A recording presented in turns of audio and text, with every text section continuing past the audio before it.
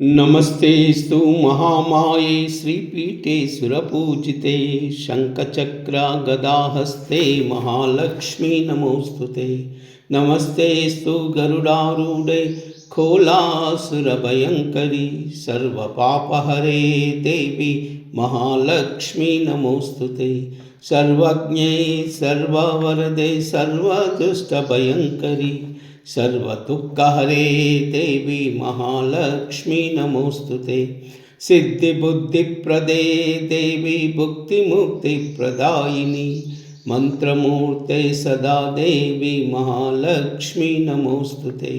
आद्यन्तरहिते देवी आदिशक्ति महेश्वरी योगज्ञे योगसम्भूते महालक्ष्मी नमोऽस्तुते।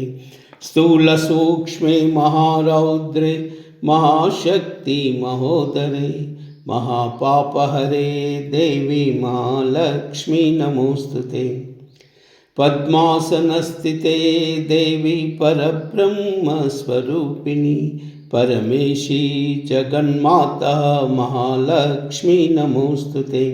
श्वेतांबरधरे देवी नानालंकारभूषिते जगत्स्थिते जगन्माता महालक्ष्मी नमोऽस्तुते।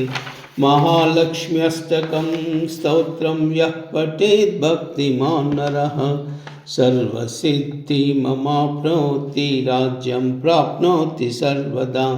एककाले पठे नित्यं महापापविनाशनं द्विकालं यः पठे नित्यं धनधान्यसमन्वितः त्रिकालं यः पठे नित्यं सर्वपापविनाशनं सर्वरोगहरं देवं सर्वसम्पत्करं शुभम्।